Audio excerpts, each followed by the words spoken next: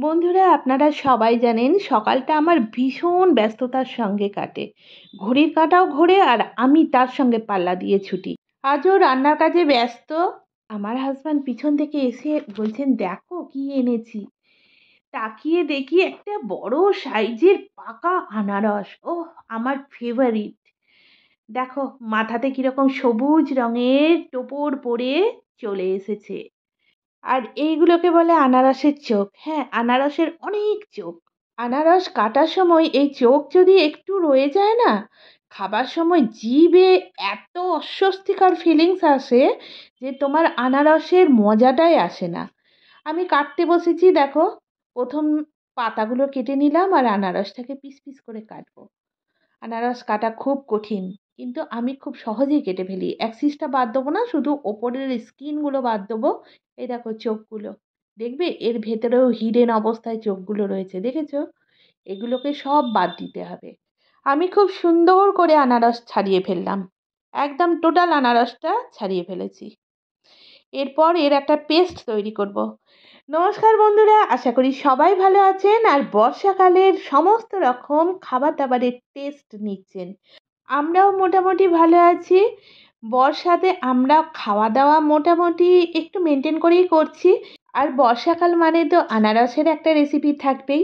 হ্যাঁ বন্ধুরা, আমি আনারসের একটা নতুন রেসিপি রান্না করার ইচ্ছা প্রকাশ করেছি। জানি না কতদিনে কমপ্লিট করতে পারবো, আর সেইটা নিয়েই আপনাদের কাছে এসেছি। পেস্ট তৈরি হয়ে গেছে, ওটাকে আমি ফ্রিজে রেখে দিলাম। অ্যাকচুয়ালি সময়ের খুব অভাব। ছুটি না থাকলে আমার এইরকমই step by step, day by day একটা রান্না কমপ্লিট হয়। আবার সন্ধ্যাবেলায় হাজির হয়েছি, কড়া বসিয়ে গ্যাস জ্বেলে নিয়েছি আর ওই দূরে আমাদের পাড়ার কালী মন্দিরের লাইট জ্বলছে। চলুন বন্ধুরা, পাইনঅ্যাপেল জ্যাম তৈরি করতে সঙ্গে থাকুন। পাইনঅ্যাপেলের পেস্ট আমি গরম কড়াই দিয়ে দিয়েছি এবং গ্যাসের নবটাকে লো ফ্লেমে দিয়ে দিয়েছি। কিছুটা গরম হয়ে যাবার পর ওর মধ্যে 2 কাপ চিনি যোগ করলাম। চিনি যোগ করে অনবরত খুন্তি করে নাড়াচাড়া করতে হবে। তা না হলেই চিনিটা যদি কড়ার নিচে বসে যায়, কালার টেস্ট দুটোই চেঞ্জ হয়ে যাবে। এরপর হাফ চামচ ব্ল্যাক সল্ট অ্যাড করে আবার খুব ভালো করে মিশিয়ে নিতে হবে। অনেকক্ষণ ধৈর্য সহকারে রান্না করতে হবে। অ্যাকচুয়ালি বন্ধুরা, এই রেসিপিটা তৈরি করতে আমার প্রচণ্ড ধৈর্য ধরতে হয়েছে। যেদিন এনেছে সেই দিন ধুয়ে রেখে দিয়েছি, তার 2 দিন বাদে কেটেছি, কাটাটাকে আবার ফ্রিজের মধ্যে ঢুকিয়ে দিয়েছি। সেই দিন আবার সন্ধ্যাবেলায় তার পেস্ট তৈরি করেছি, সেইটাকে আবার ফ্রিজের মধ্যে ঢুকিয়েছি। নেক্সট ডে সন্ধ্যাবেলায় আবার বার করেছি, করে গ্যাস জ্বেলে এই আজকের ব্যাপারটা চলছে। বুঝতে পেরেছেন কত ধৈর্য ধরতে হয়েছে? শুধুমাত্র পাইনঅ্যাপেল জ্যাম খেতে ভালোবাসি বলে। হ্যাঁ, ইচ্ছা থাকলে কাজটা কিন্তু করা যায়, সেটা আবার আমি আজকে প্রমাণ করছি। ছোটবেলায় আমাকে বাবা যখন পড়াতে বসতেন, পড়া মুখস্থ করতে পারতাম না বলে বলতেন যে তুই ইচ্ছা করে করছিস না, তোর যদি পড়া মুখস্থ করার ইচ্ছা থাকে তুই কিন্তু মুখস্থ করে ফেলতে পারবি। সেই রকমই আজকে সত্যি করেই আমি বুঝতে পারছি, ইচ্ছা যদি থাকে সে কাজটা হয়। পাইনঅ্যাপেল জ্যাম রেডি হয়ে গেছে। দেখো ঠান্ডা করতে দিয়েছি, 1 ঘন্টা ঠান্ডা হয়ে যাবার পর এরকম স্ট্রাকচার এসেছে। অপূর্ব ফ্লেভার, মিষ্টি গন্ধ পাচ্ছি আমি, সুন্দর কালার এসেছে, আর স্ট্রাকচার তো ফাটাফাটি, পুরো কেনা জ্যামের মতন দেখতে লাগছে এখনই। এটাকে আমি কভার করে দিলাম আর হোল নাইট বাইরে রেখে দেবো ঠান্ডা হওয়ার জন্য। কিন্তু যদি পিঁপড়ে চলে আসে, ওই জন্য লক্ষণগন্ডির বাউন্ডারি দিয়ে দিলাম।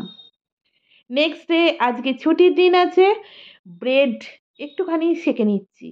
কিন্তু বেকারির দাদুটা আজকে যে ব্রেডগুলো এনেছে, কোনো স্লাইস ব্রেড নেই, যা পেয়েছি তাই কেনা হয়েছে, সেইগুলোই সেঁকে নেওয়া হচ্ছে। সেগুলো দিয়েই আজকে ব্রেকফাস্ট খাওয়া হবে। হ্যাঁ, দেখো 5 মিশালি ব্রেড। আর আজকে প্রায় আমরা 1 বছর বাদে চিনি খাবো, এই পাইনঅ্যাপেল জ্যামের মধ্যে যে চিনিটা আছে সেইটা। এতটা তো আর একদিনে খাওয়া যাবে না। আমি একটা ড্রাই এয়ারটাইট পেট জার জোগাড় করেছি, তার মধ্যে স্টোর করে রেখে দেবো বলে। টোটাল জ্যামটা কিন্তু আমি তুলে রাখছি এর মধ্যে। দেখুন বন্ধুরা, আপনারাও কিন্তু ইচ্ছা করলে এইরকম আমি যে প্রসেসে করেছি, অপরন্ত যদি সময় থাকে একেবারে আমার মতন ডে বাই ডে না করে একেবারে এরকম জ্যাম তৈরি করুন আর ব্রেকফাস্টের সঙ্গে এনজয় করুন। দেখুন পারফেক্ট কম্বিনেশন এসে গেছে, ব্রেড অ্যান্ড পাইনঅ্যাপেল জ্যাম।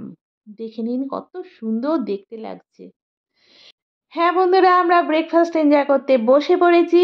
আজকে এই পাইনঅ্যাপেল জ্যাম প্রিপারেশন আপনাদের কীরকম লাগলো অবশ্যই কমেন্ট করে জানাবেন। যেসব বন্ধুরা আমার চ্যানেলে আজকে প্রথম, অবশ্যই চ্যানেলটাকে সাবস্ক্রাইব করে দেবেন এবং লাইক শেয়ার করতে ভুলবেন না। খুব শিগগিরই আবার নতুন ভিডিওর সঙ্গে আসছি। খুব ভালো থাকবেন। টাটা।